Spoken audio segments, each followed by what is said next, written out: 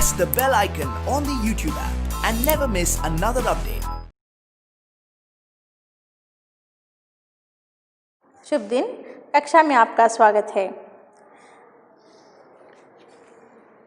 मैं आज आपको संचयन भाग 1 का दूसरा भाग पार्ट 2 कराने जा रही हूँ, जो कि कल हम रुके थे बच्चों। हम देख रहे थे कि वल्लभ भाई पटेल यानी सरदार वल्लभ भाई पटेल की गिरफ्तारी का कारण है ना, किस कारण उन्हें गिरफ्तार किया गया था। इन्हें रास में दांडी यात्रा से निकलने से पूर्व लोगों के कहने पर, लोगों के प्रार्थना पर उन्होंने सिर्फ 2 ही शब्द कहे थे, भाइयों और बहनों, क्या आप सत्याग्रह के लिए तैयार हो। तो इसी कारण उन्हें क्या किया कर दिया गया, इसी कारण उन्हें गिरफ्तार कर लिया गया। किसके द्वारा? एक कलेक्टर के द्वारा, जिसका नाम शिलीडी था। उसने ऐसा क्यों किया था? क्योंकि उसे पिछले आंदोलन में सरदार भाई पटेल ने अहमदाबाद से उसको भगा दिया था। इसी का वो बदला लेने के लिए इनके सिर्फ धर्म के नाम पर निकले हुए इस भाषण में इनके सिर्फ 2 ही शब्दों पर उसने उन्हें गिरफ्तार कर लिया और जज ने उन्हें 3 महीने की सज़ा सुनाई, साथ में कुछ रुपयों का भी जुर्माना भरना पड़ा। तो इस कारण अब क्या है, लोगों के बीच सरकार के खिलाफ जो है प्रतिक्रिया बढ़ गई है। इन्हीं लोगों में अब रिएक्शंस होने शुरू हो गए हैं, क्योंकि वो तो नेचुरल थे। गांधी की जनसभा से पहले ही गांव के सभी पुश्तैनी मुखिया और पटेल उन्हें अपना इस्तीफ़ा सौंप गए थे। इन्हें गांधी जी के उस मीटिंग में शामिल होने से पहले ही गांव के सभी पुश्तैनी मुखिया जो थे, पुश्तैनी यानी जो कि पीढ़ियों से चले आ रहे हैं, इन्हें हेड ऑफ द विलेज जो कहते हैं ना, ऐसे मुखिया और पटेल भी क्या है, अपने अपने इस्तीफ़ा इन्हें अपनी अपनी रिजिग्नेशंस देकर ही वो लोग इस दांडी यात्रा में शामिल हुए थे, क्योंकि ये तो मामला था स्वतंत्रता का। गांधी ने दांडी कूच शुरू होने से पहले ही ये निश्चय कर लिया था कि वो अपनी यात्रा ब्रिटिश आधिपत्य वाले भूभाग से ही करेंगे। यानी गांधी जी ने जैसे कि कहा था कि हम यात्रा कहाँ से शुरू करेंगे, ब्रिटिश के प्रभुत्व वाले वहाँ के भूभाग से ही, लेकिन किसी राजघराने के इलाके में नहीं जाएंगे करके ऐसा उन्होंने कहा था।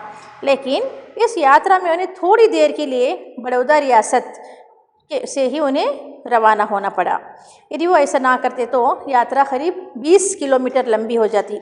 यदि वो बड़ौदा रियासत से ना जाते तो ये यात्रा जो है 20 किलोमीटर्स की और भी लंबी हो जाती थी, और इसका असर उस यात्रा कार्यक्रम पर भी हो सकता था।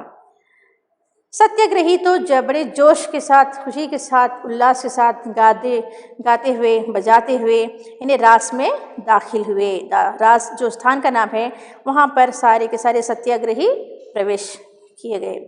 वहाँ गांधी को एक धर्मशाला में ठहराया गया, जबकि बाकी सत्याग्रही तंबुओं में रुके। यानी कि सत्याग्रही जो कि गाने बजाने के साथ गए थे, वहाँ पर रास पहुँचने पर गांधी जी को धर्मशाला में रोका गया और बाकी के सत्याग्रही जो है वो तंबुओं में रुके गए।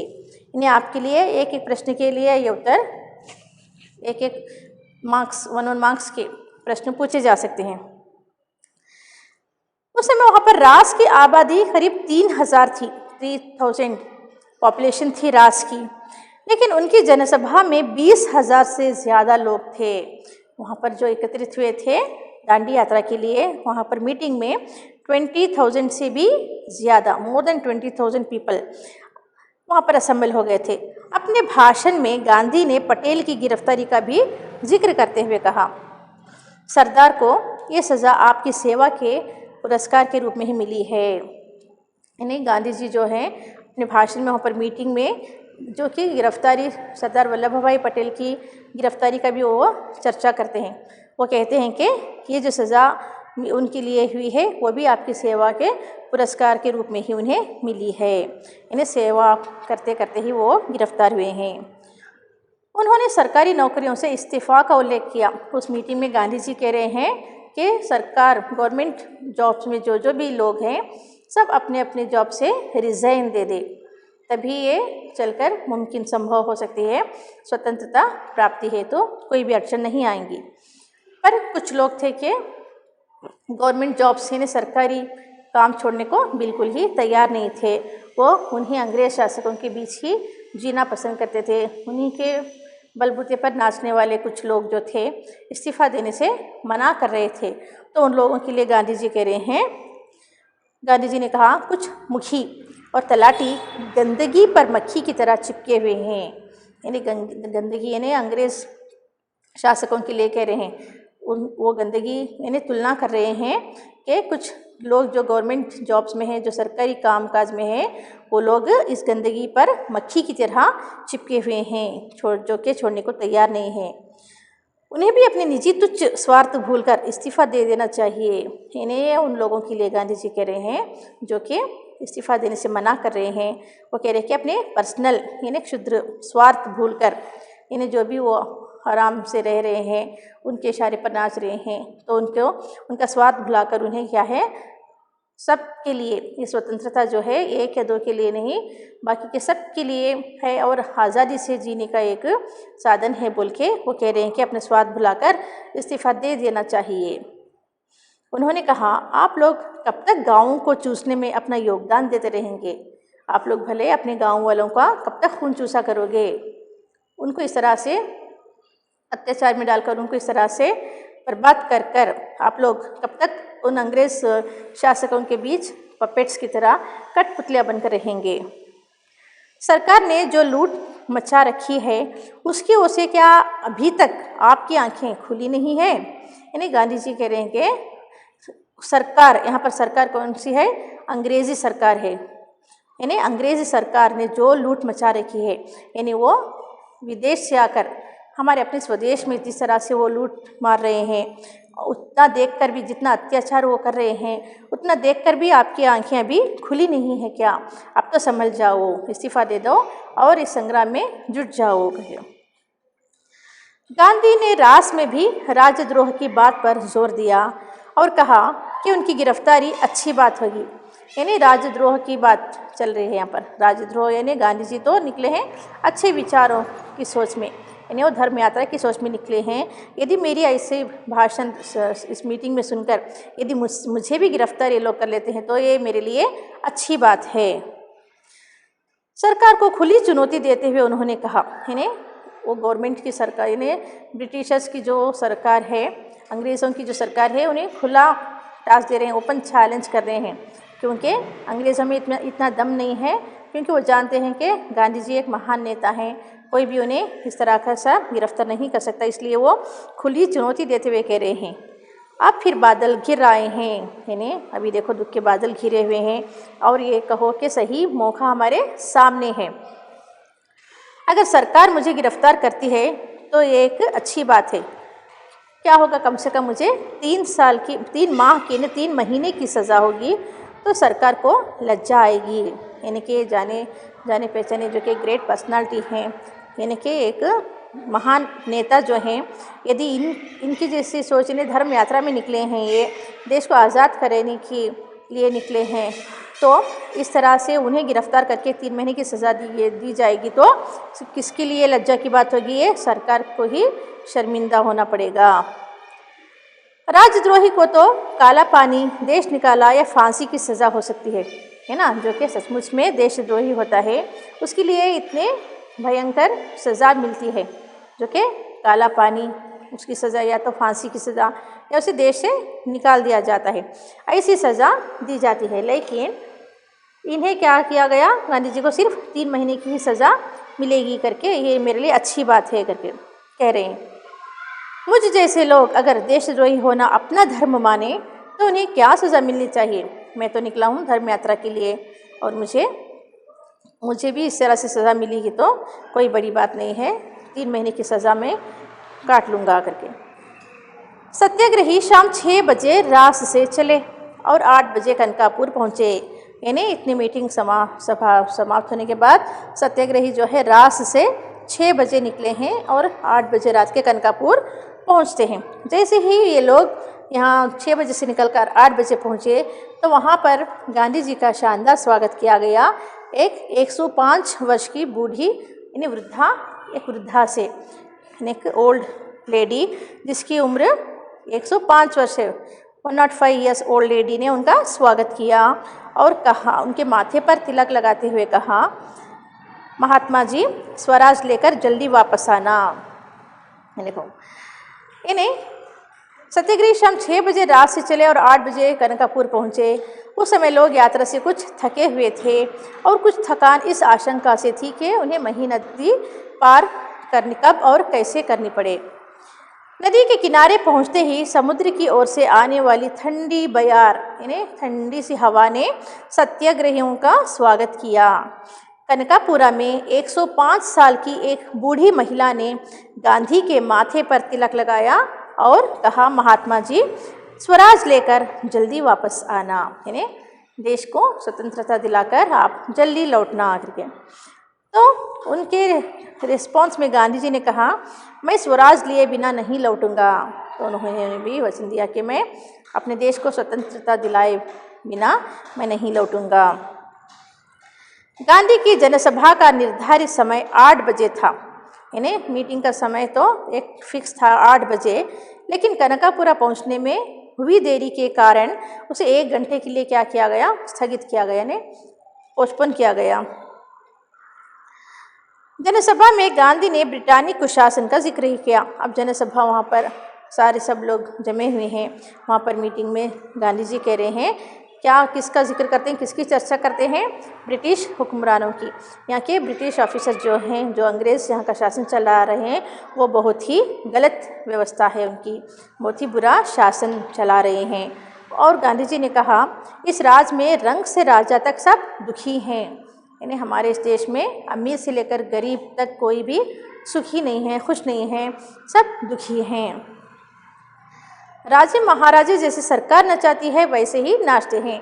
हमारे देश के राजा महाराजा जो लोग शासन चला रहे हैं, वो लोग तो कठपुतलियों की तरह, जैसे ही अंग्रेज़ कह रहे हैं उन्हीं के इशारे पर ये लोग क्या कर रहे हैं, काम कर रहे हैं, जैसा वो करने को कहते हैं वैसा ही करते हैं। इन्हें नाच नचाना मतलब उनके इशारे पर चलना।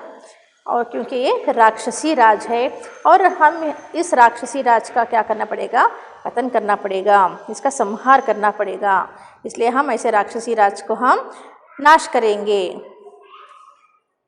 रास्ते में रेतीली सड़कों के कारण ये प्रस्ताव किया गया कि गांधी थोड़ी यात्रा कार से करें।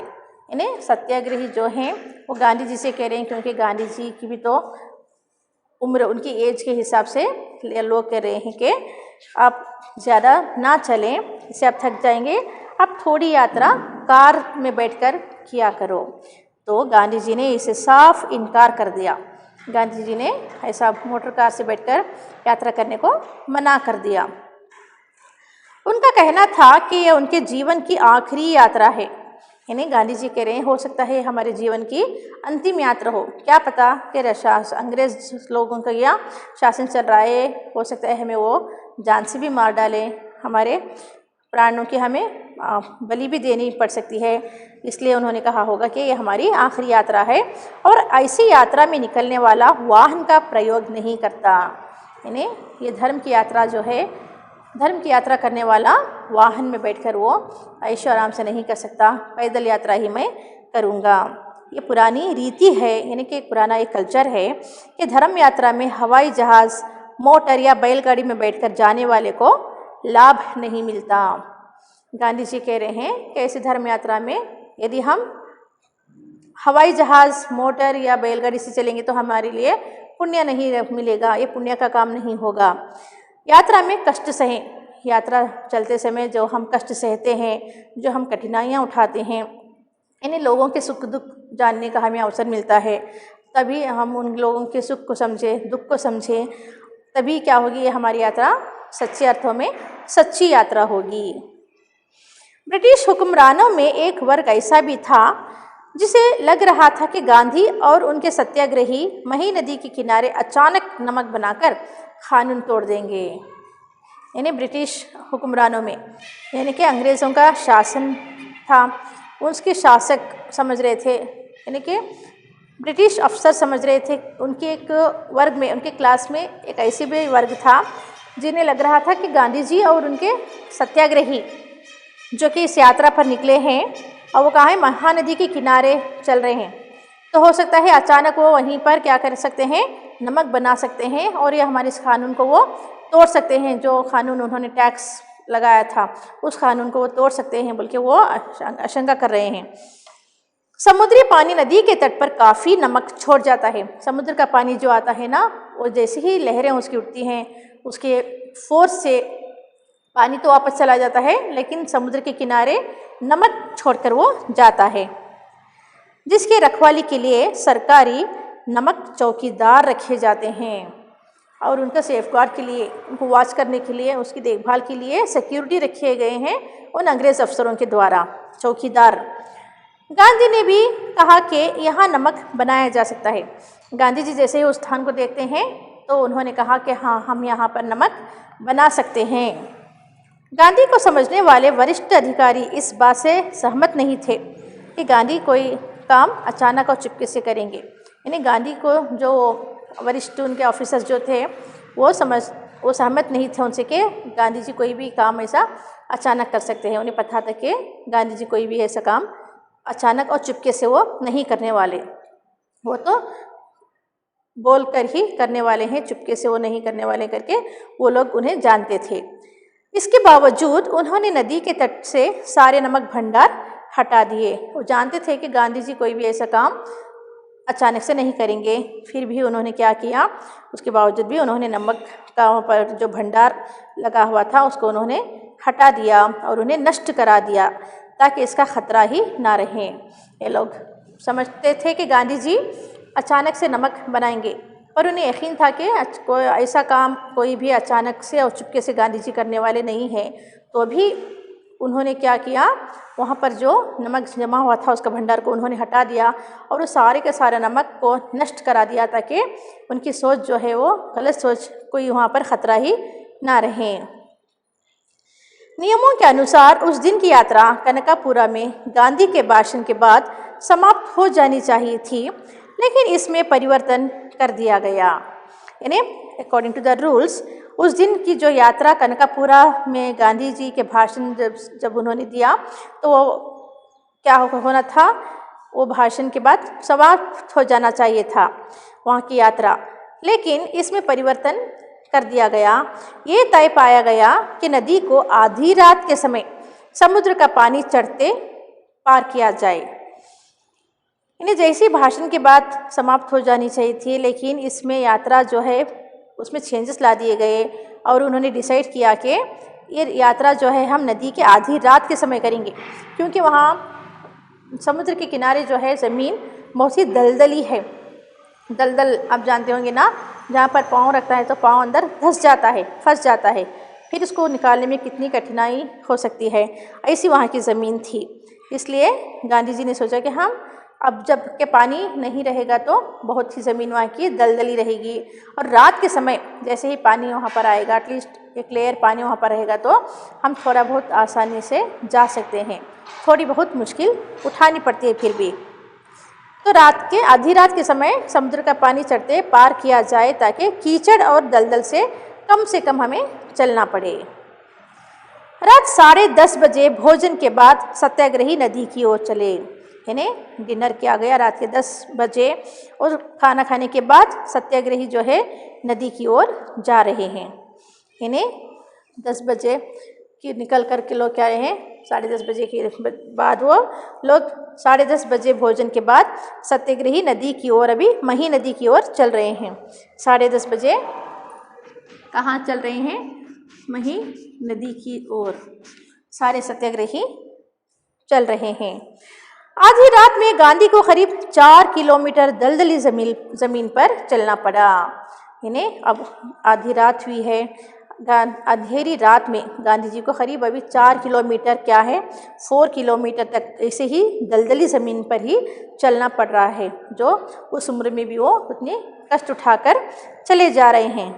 कुछ लोगों ने गांधी को कंधे पर उठाने की सलाह दी। कुछ लोग कह रहे हैं, यानी पर जो सत्याग्रही लोग हैं वो कह रहे हैं कि हमारे कंधे पर बैठ जाओ, हम आपको ले चलेंगे। पर उन्होंने मना कर दिया। गांधी जी ने कंधे पर बैठने पर भी मना कर दिया और कहा, ये धर्म यात्रा है, चलकर ही मैं इसे पूरी करूँगा। तट पर पहुंचकर गांधी ने पैर धोए और एक झोंपड़ी में आराम किया। तो तट पर वो लोग पहुंच गए और जाने पर जिस कीचड़ से गांधी जी के पांव लुत्पुत थे। उन्होंने अपने पैर को धोए और एक झोपड़ी में, एक हट में जाकर उन्होंने विश्राम किया, आधी रात का इंतज़ार करते हुए। यानी जब कब आधी रात होगी, कब हम इस यात्रा पे निकलेंगे, वो प्रतीक्षा कर रहे हैं आधी रात का। मही के तट पर उस धूप अंधेरी रात में भी मेला जैसा लग रहा था। यानी मही नदी जो वहाँ पर है, अंधेरी रात है और आप तो जानते हैं कि वहाँ पर कोई भी रोशनी नहीं रहती, प्रकाश नहीं रहता, अंधेरा ही अंधेरा, चारों ओर अंधेरा रहता है।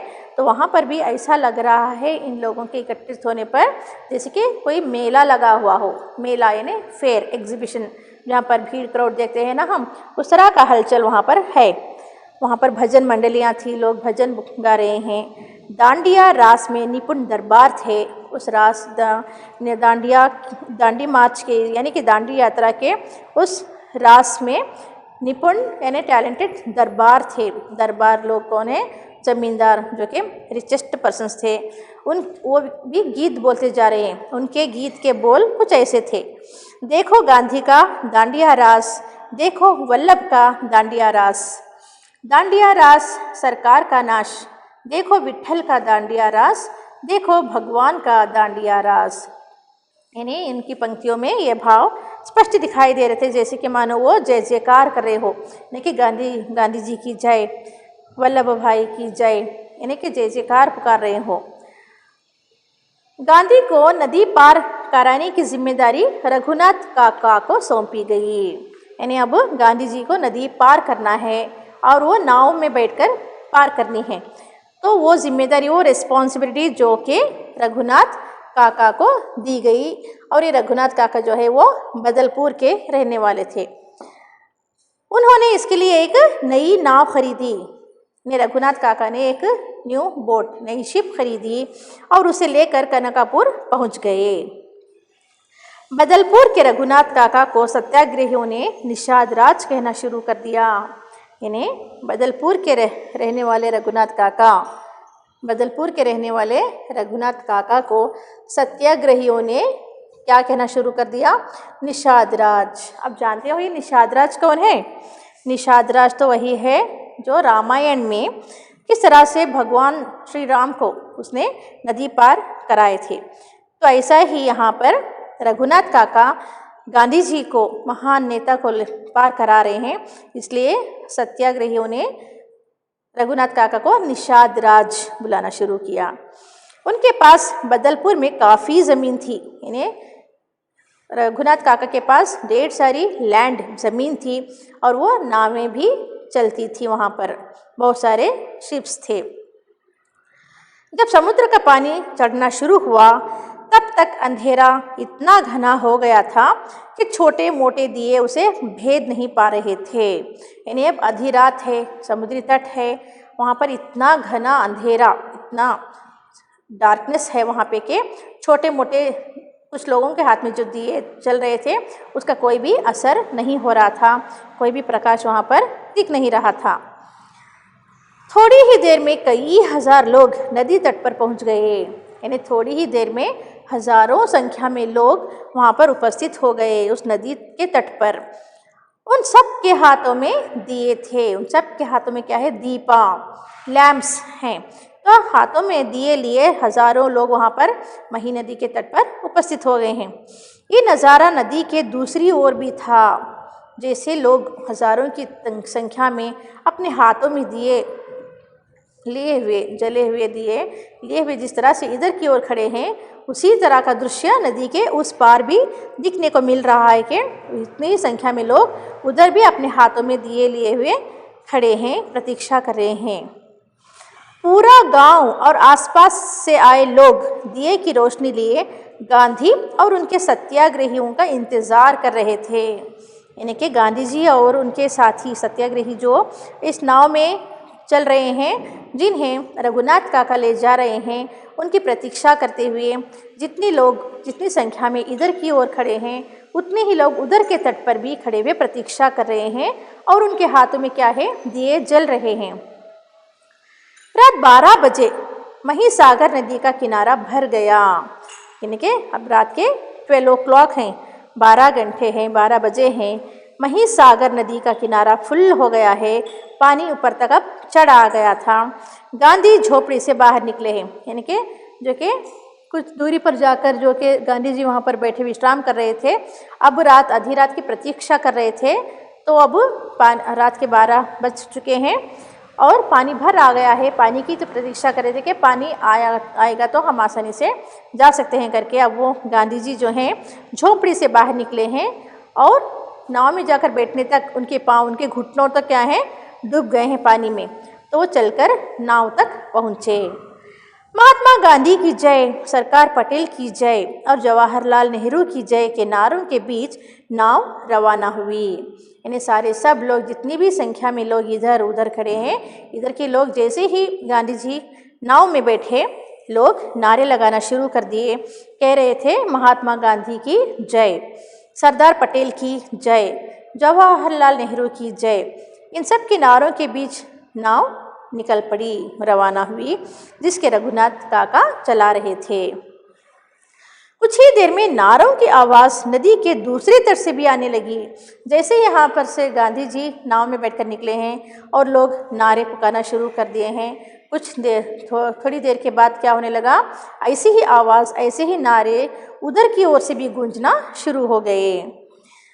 ऐसा लगा जैसे वो नदी का किनारा नहीं बल्कि पहाड़ की घाटी हो। इन्हें ये नदी का, दो नदियों का किनारा नहीं है बल्कि कोई वहाँ पर ये किसकी है, पहाड़ की घाटी हो या कोई भी एक वैली हो, जैसे जहाँ पर प्रतिध्वनि सुनाई दे।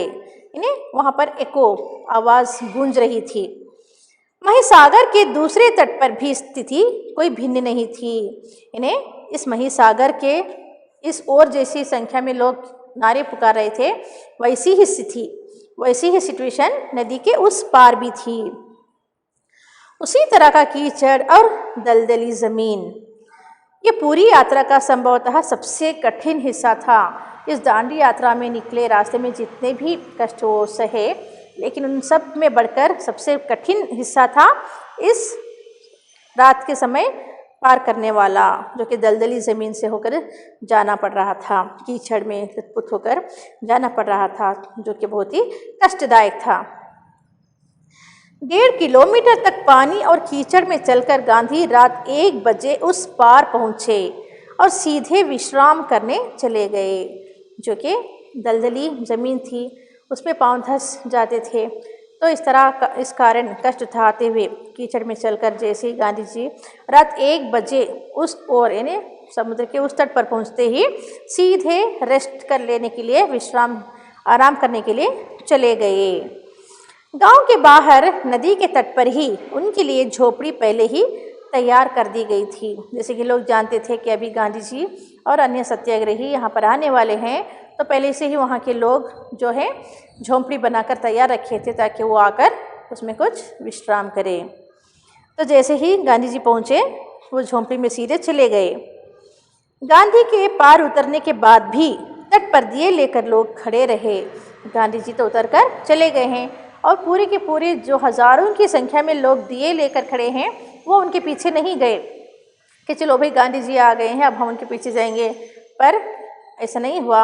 लोग जो थे अपने हाथों में जलते हुए दिए लेकर वहीं पर खड़े हुए थे, क्योंकि वो अन्य सत्याग्रहियों की प्रतीक्षा कर रहे थे।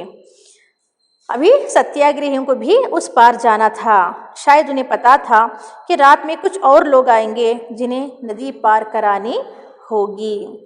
यानी ऐसा सोचते हुए वो लोग जो हाथों में अपने दिए लिए हुए खड़े थे और उनके हाथों में वो दिए जल रहे थे और वो प्रकाशित हो रहे थे, जिससे रास्ता देकर वो लोग समझ रहे थे कि और भी अन्य लोग यहाँ पर आने वाले हैं, हम उन्हें भी इसी तरह से बुला लेंगे। तो ये रहा पाठ का पूरा एक्सप्लेनेशन बच्चों। यानी इस पाठ से हमें क्या संदेश मिलता है? यानी इस पाठ से हमें ये संदेश मिलता है कि हमारा देश जो अब आज़ाद देश और हम आज़ाद देश के नागरिक हैं, है ना, आज़ाद देश के नागरिक कहलाते हैं, तो इनके पीछे कितनी समस्याएं, कितनी कठिनाइयाँ उठाकर ये लोग हमें स्वतंत्रता दिलाए। तो इस आज़ादी के लिए कितना कुछ कष्ट सहना पड़ा, कितनी तकलीफ़ें परेशानियाँ उठानी पड़ी, इतना चलकर आगे अब हम क्या हैं, आराम से रह रहे हैं। तो इस हमारी स्वतंत्रता को कभी हमें खोने देना नहीं चाहिए, इसको ऐसे ही बनाए रखना है और ये तभी संभव है जब एकता से रहें, क्योंकि एकता में बल होता है और इस बल को कभी टूटने ना दें। आशा करती हूँ बच्चों समझ गए होंगे। यानी आप इस पाठ को 1 से 2 बार पढ़ा करो। यहाँ पर आपके लिए पूछे गए कुछ प्रश्न हैं। किस कारण से प्रेरित हो स्थानीय कलेक्टर ने पटेल को गिरफ्तार करने का आदेश दिया था? आप जानते होंगे कि किस कारण उसने गिरफ्तार करने का आदेश दिया था, क्योंकि वो कुछ उनसे बदला लेना चाहता था, है ना। वो पिछले आंदोलन में सरदार वल्लभ भाई पटेल उस समय अहमदाबाद से जब उस कलेक्टर को वहाँ से भगा दिए गए थे, तो उसी को वो नज़र में रखते हुए यहाँ पर रास में जैसे उनका भाषण सुनता है, सिर्फ 2 ही शब्द सुनकर, भाइयों और बहनों क्या आप सत्याग्रह के लिए तैयार हो, इतने कहने पर ही उनको गिरफ्तार कर लेता है वो। जज को पटेल की सज़ा के लिए 8 लाइन के फैसले को लिखने में 1.5 घंटा यानी 1.5 आवर क्यों लगा? क्योंकि वहाँ पर उनका कोई जुर्म ही ना था। वो तो धर्म यात्रा के लिए निकले थे, है ना, दांडी यात्रा की तैयारी में लगे हुए थे और लोगों को प्रोत्साहित करने के लिए उन्हीं के कहने के बल पर, यानी लोगों की प्रार्थना पर ही वो 2 शब्द बोलने शुरू किए थे। तो ये तो कोई जुर्म ही नहीं था। अब जब कोई जुर्म नहीं तो सज़ा किस बात की सुनाई दी जाए? इसी परेशानी में जज ने क्या किया, 1.5 घंटा ले लिया सिर्फ 8 पंक्तियों को लिखने के लिए, है ना, और इन्हें 3 महीने की सज़ा और 500 रुपये का जुर्माना भरना पड़ा। मैं चलता हूँ, अब आपकी बारी है। यहाँ पटेल के कथन का आशय अदृष्ट पाठ के संदर्भ में स्पष्ट कीजिए। यानी कि जब उन्हें जेल ले जाया जा रहा था तो साबरमती आश्रम से होकर ही साबरमती जेल में उन्हें जाना था, और रास्ते में जब जा रहे थे तो गांधी जी और सत्याग्रही बाहर आए। वहाँ पर अफसरों ने कुछ थोड़ी देर के लिए गाड़ी रोकी, तो जाते समय सरदार पटेल ने कहा कि मैं अब चलता हूँ, हो सकता है अब आपकी बारी हो सकती है। इनसे आप लोग त्याग और हिम्मत सीखें। गांधी जी ने यह किसके लिए कहा और किस संदर्भ में कहा? यानी अपने सत्याग्रहों से किसके लिए कह रहे हैं? दरबारी लोग जो कि लैंडलॉर्ड से ज़मींदार हैं, वो अपना सब कुछ त्याग कर छोड़कर इस दांडी यात्रा में वो लोग भी शामिल हुए थे। तो वो अन्य सत्याग्रहों से गांधी जी कह रहे हैं कि आप लोग इनसे त्याग और हिम्मत सीखें। पाठ द्वारा ये कैसे सिद्ध होता है कि कैसे भी कठिन परिस्थिति हो उसका सामना तात्कालिक सूझबूझ और आपसी मेलजोल से किया जा सकता है, ये आपको अपने शब्दों में लिखना है। महिसागर नदी के दोनों किनारों पर कैसा दृश्य उपस्थित था? जैसे कि अभी आपने सुना कि इस और हज़ारों की संख्या में लोग जिस तरह से अपने हाथों में जलते हुए दिए लेकर जय जयकार लगा रहे थे, नारे पुकार रहे थे, ठीक उसी तरह का दृश्य उस ओर भी था। वो भी आपको अपने शब्दों में बहुत अच्छी तरीके से वर्णन करना है। ये धर्म यात्रा है, चलकर ही पूरी करूँगा। गांधी जी के इस कथन द्वारा उनके किस चारित्रिक गुण का परिचय प्राप्त होता है? बच्चों, ये आपको लिखना है। गांधी को समझने वाले वरिष्ठ अधिकारी इस बात से सहमत नहीं थे कि गांधी कोई काम अचानक और चुपके से करेंगे। फिर भी उन्होंने किस डर से और क्या एहतियाती कदम उठाए? उन्होंने वहाँ पर जमा हुआ नमक का भंडार को ही क्या कर दिया? उसका नाश कर दिया। गांधी जी के पार उतरने पर भी लोग नदी तट पर क्यों खड़े रहे? ताकि वो अन्य लोगों की प्रतीक्षा करे थे ताकि और भी लोग आएंगे और उन्हें भी नदी पार करानी होगी। यही सोचकर वो लोग भी क्या है, अपने हाथों में दिए, जलते हुए दिए लिए हुए खड़े थे। ठीक है बच्चों, आशा करती हूँ आप लोग अच्छी तरह से समझ गए होंगे। धन्यवाद।